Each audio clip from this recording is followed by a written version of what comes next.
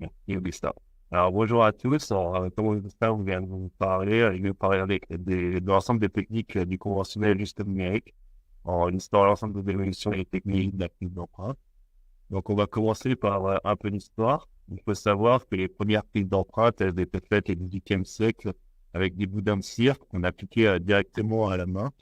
Et une fois durcis, on venait les retirer également à la main. Sauf que, vous pouvez le savoir, cette technique générait un grand nombre de déformations et les empreintes, elles étaient pas bonnes du tout. C'est pourquoi, au début du 19e siècle, les premiers porte-empreintes métalliques ont été conçus. Ils étaient utilisés principalement avec la cire d'abeille. Alors, la cire d'abeille, elle permettait une certaine précision, mais elle restait déformable et instable. Et c'est pourquoi, au XXe siècle, les matériaux comme le silicone et le polyéther ont été développés, justement pour augmenter cette précision. Et c'est quelque chose qui a très bien marché, puisqu'on les utilise encore aujourd'hui. En effet, aujourd'hui, on a comme matériaux soit de l'imprégum, de silicone, ou même encore, on peut utiliser le plâtre dans le cas de quand on est dans le total. Mais il faut savoir que ce choix de matériaux doit être sélectionné en fonction de certains critères. La stabilité tridimensionnelle et durable, c'est-à-dire il faut un matériau qui ne nécessite pas la coulée en plâtre dans l'air qui suit. Il faut avoir un matériau qui permet une bonne homogénéité du mélange pour éviter toute bulle qui pourrait nuire à la précision. Le temps de prise est également important. Il doit être suffisamment long pour le praticien pour mettre l'accastillage, mais suffisamment court pour le patient, puisque ça peut être très désagréable en bouche. La rigidité après prise est importante pour éviter toute déformation et également une déformation minimale après désinsertion, puisqu'il y a certains matériaux qui ont tendance à se rétracter. Alors, les premières prises d'empreintes, donc au début de l'implantologie, on peut réaliser directement sur les piliers et on venait couler l'ensemble de la réplique buccale avec la prise d'empreinte au niveau du pilier scellé pour favoriser l'adaptation de la couronne. Sauf que les technologies ont augmenté, notamment au niveau des pièces prothétiques, et c'est pourquoi les transferts sont apparus. Donc, premièrement, on a le transfert popping. Donc ça, c'est le transfert que nous on propose. C'est un transfert qui est standard, qui est similaire aux concurrents. Il a quelques particularités. Déjà, par exemple, on retrouve une rainure à ce niveau-là. Cette rainure, elle va permettre d'assurer le bon positionnement du transfert dans l'implant. Si elle est limite, c'est que le transfert est mal mis. Ensuite, il a une forme assez particulière avec une rainure à ce niveau-là et une tête sphérique qui va permettre la rétention dans le matériau d'empreinte lors du reconditionnement et également un éclat qui est l'élément qui va permettre d'indexer le transfert lors du reconditionnement. Donc, au fur et à mesure, comme je l'ai dit, les pièces prothétiques se sont développées et Easy Implant a développé ce pilier scellé qui permet en fait de combiner la technique précédente, donc des prises d'empreintes directement sur le pilier et la précision du transfert standard. À l'exception qu'on ne va pas venir couler l'empreinte de ce pilier, mais on va utiliser ce pilier comme transfert et ensuite le tailler et l'ajuster pour adapter la couronne. Après, il existe deux types de transferts, comme par exemple le propose Biotech. Il y a des transferts popping en deux parties, donc avec un capuchon qui lui va rester dans l'empreinte. Donc ça va combiner la technique de pick-up et popping, et dans lequel on va venir repositionner le transfert. Il faut voir qu'il n'y a qu'une seule position qui est possible. Alors, cette technique, elle permet d'optimiser la prise d'empreinte popping. En revanche, on n'a toujours pas d'indication sur le bon positionnement. Cette technique popping a de nombreux avantages. C'est un mise en œuvre qui est relativement simple puisqu'elle ne nécessite pas la préparation du porte-empreinte et elle peut être utilisée en cas de faible ouverture buccale puisque, comme on peut le voir sur l'image à gauche, les transferts, ils sont relativement bas. En général, ils sont en dessous de la ligne occlusale. Du coup, ça ne va pas poser de problème. En revanche, il y a des inconvénients qui sont les contraintes sur les matériaux lors de la désinsertion, puisque le transfert va rester fixe sur l'implant. Il y a des erreurs possibles de repositionnement. Comme par exemple, lors d'une précédente formation, par exemple, il y avait un pâtisseur, c'est la première fois qu'il utilisait la prise d'empreinte popping.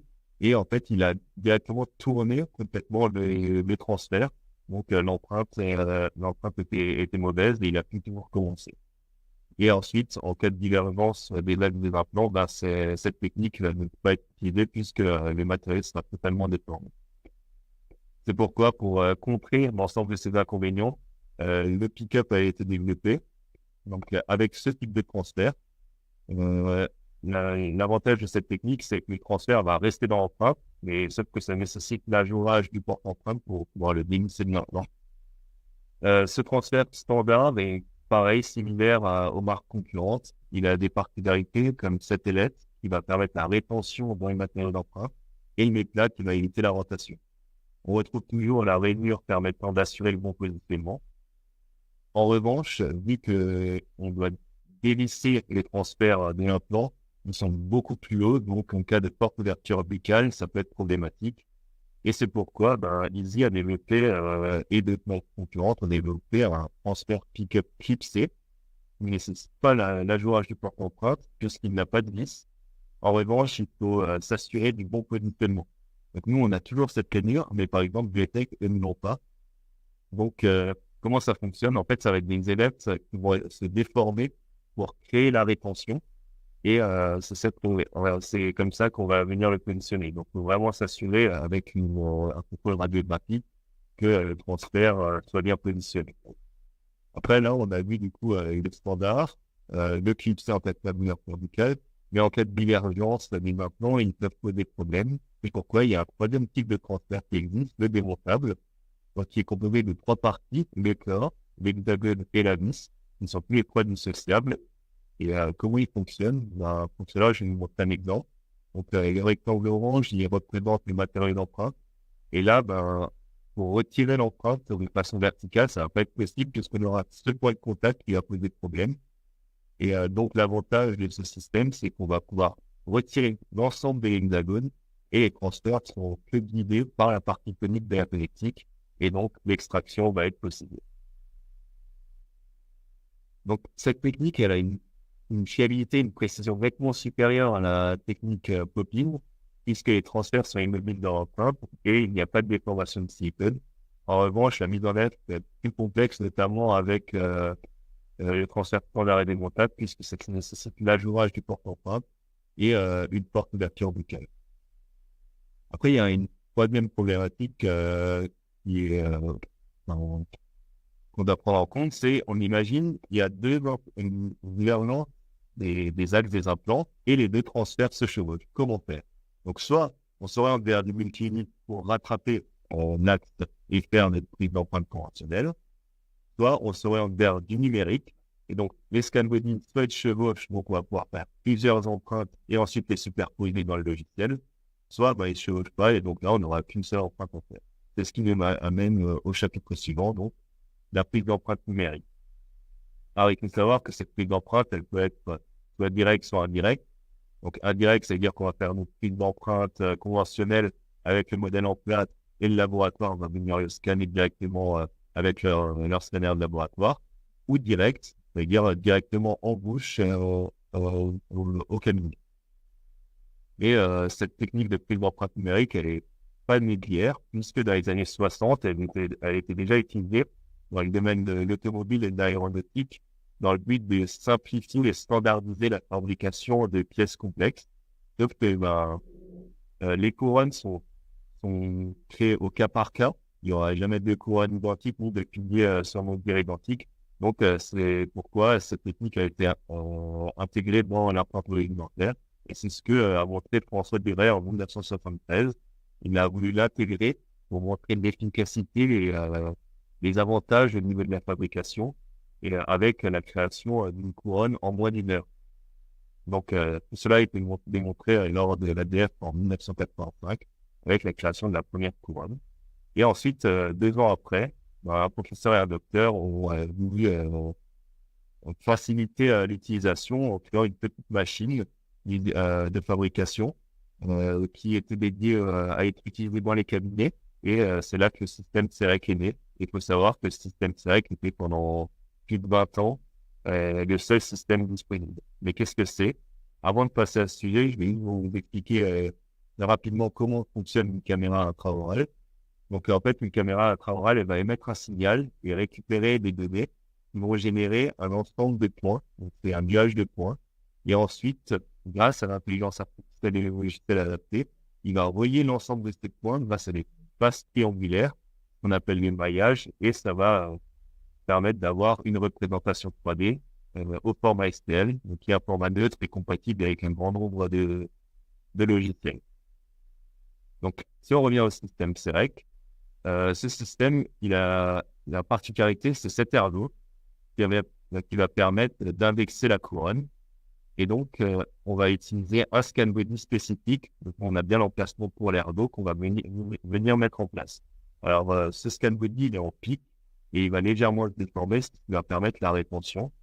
Et donc, on va venir créer directement la couronne sur ce pilier et l'usiner avec un pilier pré-usiné par le système CEREC. En fait, ils vont pré-usiner toute cette partie-là pour être sûr que ça va coïncider. Donc là, c'est les blocs qu'on a avec bien le trou où on a bien l'ergot qui va permettre l'indexation. Mais voilà, les pièces prototypes ont évolué. Donc, c'est pourquoi il a fallu, comme pour appeler l'empreinte conventionnelle, des scan body. Donc, des scan body, il y a différentes formes. On peut trouver des cylindriques, des pentagones, des sphères avec un éclat. Mais ces scan body doivent répondre à un cahier des charges. Donc, premièrement, il doit être biocompatible, comme toutes les pièces prothétiques. Il ne doit pas émettre de reflet, puisque tout reflet, ce sera une mauvaise acquisition, potentiellement une mauvaise acquisition de la caméra, et aussi un temps nettement supérieur. Ils doivent être asymétriques pour permettre à la caméra de s'orienter, et aussi une surface assez grande pour le matching sur le logiciel, chose que je vais détailler juste après avec en étant. Ensuite, en général, ils sont soit en pic, soit en titane sablé, et ils peuvent être en une ou deux parties. Par exemple, Dynamic Habit One propose des scans body en deux parties, donc avec l'index de votre canal en pic qui sera compatible avec l'ensemble des adaptateurs. Donc l'avantage de ce système, c'est que on va pouvoir utiliser, les adaptateurs permettent l'adaptation à plus de 90 marques d'implant. Donc, on a un seul index de scannage avec différents adaptateurs, donc c'est un seul système. Et comment il fonctionne? Tout simplement, on va venir mettre en place l'adaptateur grâce au tournevis adapté. Et grâce à une force magnétique, on va venir positionner l'index de scannage sur cet adaptateur. Alors, il faut vraiment s'assurer du bon positionnement. Donc, dans ce cas-là, on est bien positionné. Mais là, on aura un hiatus à ce niveau-là et ça va générer une sud-occlusion au niveau de la couronne. On a eu un grand nombre de retours. Donc, je vous invite, quand vous l'utilisez, à vraiment tourner légèrement l'index de scannage pour enclencher l'hexagone. Et ensuite, ce scan body doit être positionné dans certaines orientations. Donc, la face, le méplat doit être orienté soit du côté vestibulaire, soit côté palato-lingual, et surtout pas en mésodistal, puisque l'acquisition peut être un peu problématique dans ces zones-là, et surtout après dans le logiciel pour le matching, ça peut également être problématique. Parce que dans le logiciel, comment ça se passe? Là, on a le scan, donc qu'on a appris à notre caméra intraorale. Et en fait, on a généré une coque donc, qui représente l'ensemble de la surface extérieure sur lequel on va venir les faire coïncider. Alors, pour que là, sur cliché, par exemple, on utilise 3 points au niveau du méplat. Et donc, après, l'intelligence artificielle va les faire coïncider mieux. L'inconvénient de ce système, c'est qu'il y a une seule surface de référence. Donc, si par exemple, là, on avait un point qui était légèrement excentré, c'est possible que le matching peut être compliqué. Et c'est pourquoi nous, on a développé un autre scan body, donc en collaboration avec le laboratoire Biotech et Aplicam. Donc, on a choisi cette forme de pentagone qui permet d'avoir plus de surface de référence. En effet, si par exemple, cette surface, elle est mal scannée, on en aura toujours 4 autres sur lesquels on va pouvoir se référencer.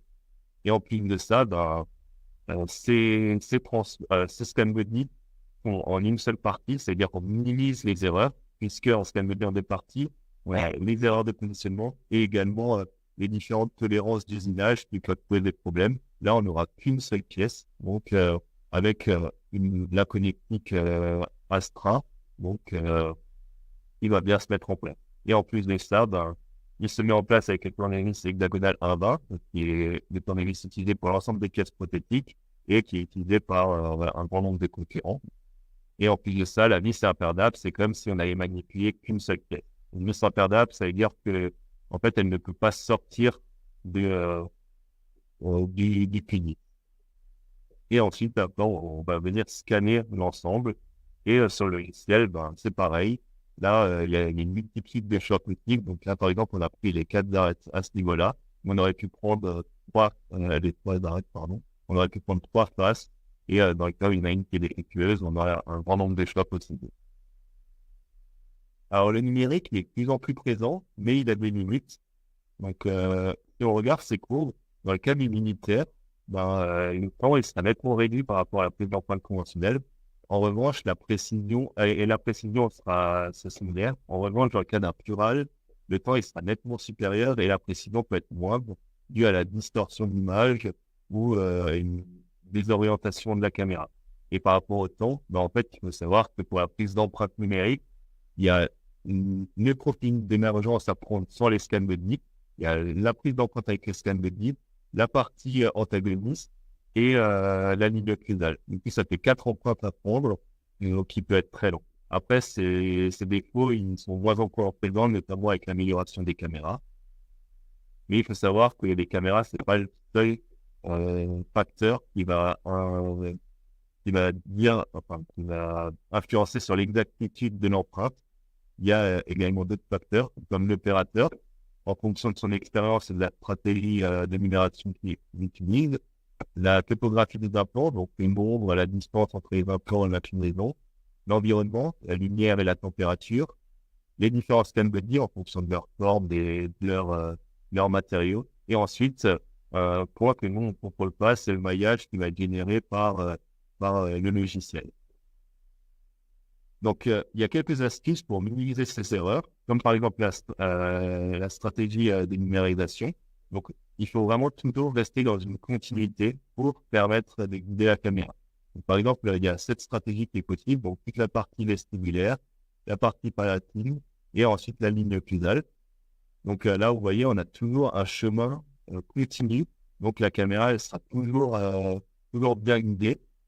Par exemple, lorsque j'avais échangé avec un praticien, lui, au début, il commençait par faire toute la partie gauche, donc vestibulaire, palatine, occlusale, et après toute la partie droite.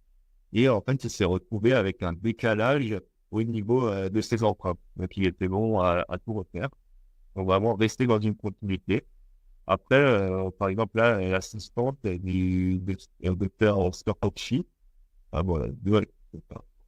elle a fait, elle a balayé l'ensemble des abattoirs en passant du côté vestibulaire au côté palatin. Donc, c'est quelque chose qui marche très bien et qui permet aussi d'optimiser le temps, puisque là, on voit, il y a le scalage est très bien. Après, à savoir que les logiciels, il va vraiment vous donner l'ensemble des parties à scanner, donc la partie mandibulaire, maxillaire, etc. Ah ben voilà, la vidéo. Donc là, on voit la façon dont elle prend l'empreinte, vraiment en balayant du côté vestibulaire au côté palatin.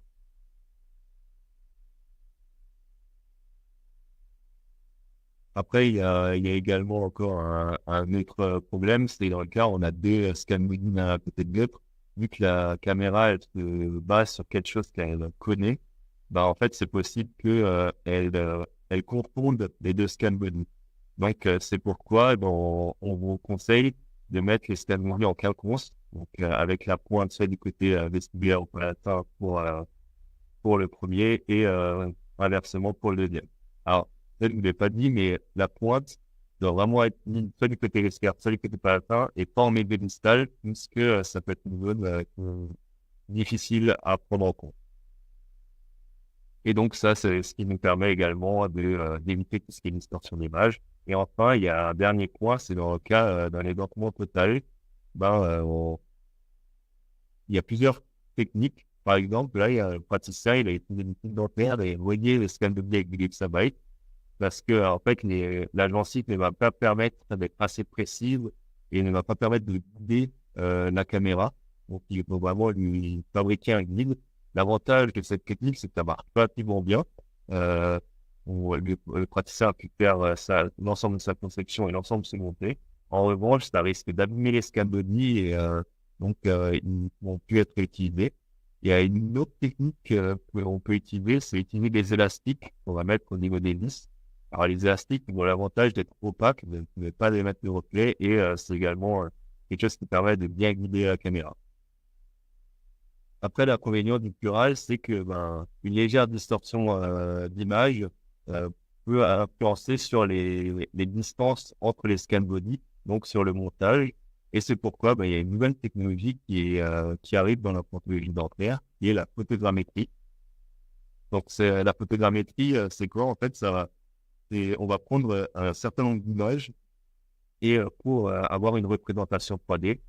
C'est ce système qu'utilise Google Maps pour l'ensemble des représentations sur leur site. Et en revanche, elle ne permet pas de capturer les tissus. Donc, elle devra être combinée avec la technique numérique standard, donc avec le scanner intraoral. Et pour cela, donc, comment ça fonctionne? Il faut deux types de scan body. Donc, un scan body de forme assez simple, donc cylindrique ou rectangulaire. Pourquoi assez simple? Puisqu'on va venir balayer en fait la bouche, mais de l'extérieur. On va pas pouvoir prendre des formes complexes à l'intérieur de la bouche. Donc, c'est vraiment une forme assez simple.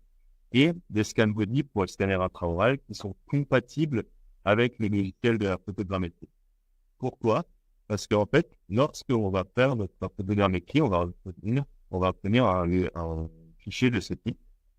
Et quand on va l'exporter pour pouvoir le traiter sur les logiciels de conception, on va devoir indiquer quel scan body on a utilisé avec le scanner intraoral. Et lui, en fonction, il va directement convertir l'ensemble de ces scan body avec la même forme que les scan body intraoral.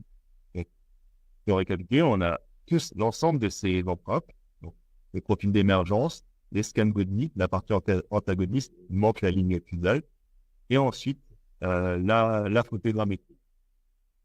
Donc là, on voit bien que la forme est identique à celle utilisée pour le scanner intraoral et on va pouvoir venir les coïncider. Par exemple, là, dans Exocad, on va venir les coïncider en sélectionnant 3 points, donc les panneaux ici, le deuxième à ce niveau-là et le troisième à ce niveau-là. Ensuite, l'intelligence artificielle va les repositionner au milieu. Et une fois que c'est fait, on va pouvoir réaliser notre conception sur le fichier de la photogrammétrie. Puisqu'en fait, là, on est quasiment sûr à 100% que la distance entre les scan body est correcte. Donc, si on l'utilise sur ce fichier-là, c'est comme une prise d'empreinte classique. Alors que là, en fait, on va assurer le montage et le deuxième va vraiment juste nous donner une indication sur les tissus. Mais il y a des techniques pareilles pour le contrôler. Avec le conventionnel, on a le modèle en plate qui permet d'assurer le montage. Là, avec le numérique, on va pouvoir réaliser des modèles 3D. On croit qu'on a développé des analogues numériques. Une particularité, un nœud plat pour l'indexation et la vis pour éviter tout le déplacement en Z. Mais comment on va générer ce fichier?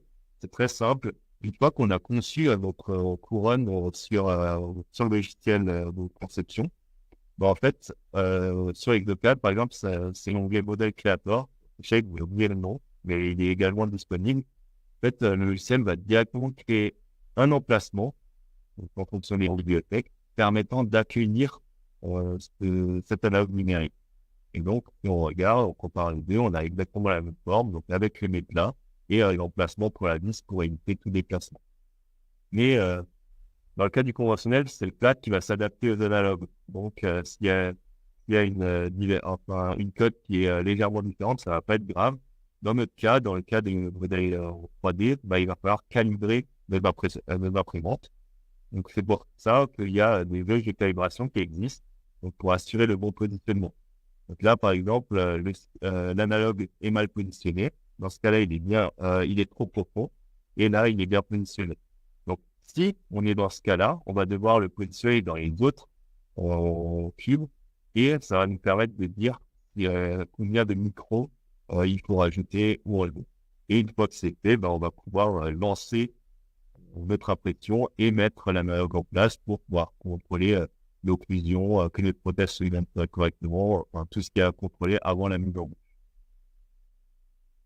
Donc, pour conclure, le numérique il est de plus en plus présent. Il permet un gain de temps, notamment dans le cas des militaires. Et dans le cas des plurales, ça commence à évoluer puisque les technologies, elles sont de plus en plus précises. Après, le futur, ça serait d'avoir une combinaison entre la photogrammétrie et le scanner intraoral pour justement gagner en précision et éviter une empreinte en plus. Après, on sera quand même vers des chirurgies moins invasives, avec, par exemple, le futur, c'est d'avoir une mise en charge immédiate après la chirurgie, dans le cas d'une chirurgie doublée, et concevoir la couronne grâce à la chirurgie doublée, justement, pour pouvoir la mettre directement. Et il y a également un nouveau des piliers de cicatrisation scannable qui sont en cours de développement et qui vont permettre d'éviter de traumatiser la gencive puisqu'ils vont être uniquement retirés lors de la mise en place de la prothèse définitive. Donc, voilà, j'ai fini avec ma présentation. Merci pour votre attention et si vous avez des questions, je serai ravi d'y répondre avec Augustin.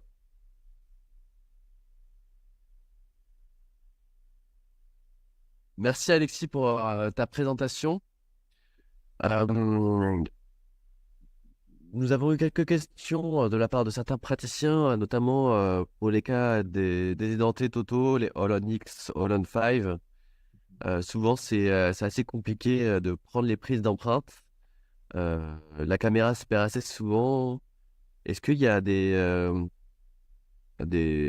astuces qui permettraient de simplifier encore plus et éviter ces pertes d'acquisition? Du coup, comme je l'expliquais, en fait, il faut vraiment créer un guide pour permettre à la caméra de se repérer, donc avec du Luxabite, King dentaire ou des élastiques. Après, avec la photogrammétrie également, on va pouvoir améliorer cette prise d'empreinte.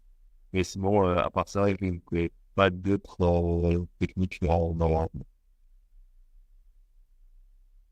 je sais pas si toi, Augustin, si tu as un retour par rapport à ça. Moi qui est plus sur le terrain, est-ce que tu as vu vos techniques? Sur le terrain, ce qu'on voit souvent, c'est si on arrive à laisser des points de référence, notamment des dents, avant extraction, c'est mieux. Il y a certains praticiens qui mettent des vis d'ostosynthèse aussi pour avoir des points de repère, pour, euh, qu'on puisse avoir un suivi de la caméra. Et après, c'est après le prix de la caméra aussi. Il y a certaines caméras qui sont bien meilleures que d'autres, notamment la PrimeScan ou la TreeShape, qui sont connues pour être des caméras qui se perdent difficilement. Donc, c'est souvent avec l'ensemble de ces facteurs. Et après, effectivement, il y a un coup de main à avoir avec la caméra. Il y a certaines distances à avoir avec les objets qui sont scannés. Faut pas être trop proche, faut pas être trop loin. Faut bien sécher les dents pour pas avoir ces distorsions. Et normalement, dans ces conditions, on arrive à faire des meilleurs scans qui permettront d'avoir des acquisitions qui soient propres et surtout des armatures plus passives. Ok. Est-ce que tu souhaites rajouter quelques éléments sur les transferts et les scan body? Est-ce que c'est possible d'utiliser un transfert et puis après, avec le logiciel, le transformer en scan body? Est-ce qu'il y a est-ce que les transferts sont souvent sablés et les scan body aussi? Est-ce que c'est possible de passer de l'un à l'autre? C'est possible d'utiliser un transfert comme ScanBuddy, comme dit, s'il est sablé. Surtout pas qu'ils sont en titane parce que ça émet énormément de reflets. Donc, le titane sablé, ça marche bien. Après, il faut que la bibliothèque soit disponible. Donc là, on a la bibliothèque pour tous les ScanBuddy, donc avec la coque, pour nous permettre de pouvoir cibler les deux. En revanche, les transferts, pour l'instant, il y a pas cette bibliothèque de disponible. de quelque chose qui peut être fait sur mesure, dans le cas où il n'y a pas d'autre choix. Mais actuellement, c'est pas possible. Après, ou alors faire la technique conventionnelle et ensuite faire le modèle en plâtre et aider les scan body dessus directement. Très bien. Dans combien de temps à peu près tu arriverais à estimer le futur de faire des mises en charge immédiates, on va dire, euh, au niveau des complets, sans aucun problème, très facilement? Alors, ben, c'est quelque chose sur lequel on est déjà en train de travailler. Donc, on va commencer à faire des premiers boostés sur les cliniques. Après, je pense que c'est quelque chose qui va venir très rapidement, puisque là, on a vraiment une technologie qui avance à grands pas. Donc, je pense que en niveau de temps, c'est un peu difficile à estimer. Ça peut être dans un an. Mais après, il y a beaucoup d'affaires, de parties réglementaires qui peuvent poser des problèmes, notamment à la sortie des produits. Donc, c'est un peu, c'est pas le seul problème, c'est pas de développer le concept, c'est plus qu'il est Quand tu parles de tout ce qui est derrière, c'est les différentes technologies, impression 3D, scan body, scanner, logiciel, intelligence artificielle, qui vont sûrement impacter sur, on va dire, le zéro défaut des prises d'empreintes numériques.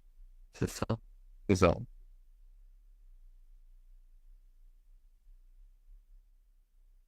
Très bien. Je vous remercie beaucoup pour votre participation. Vous allez recevoir dans quelques temps le replay pour réécouter.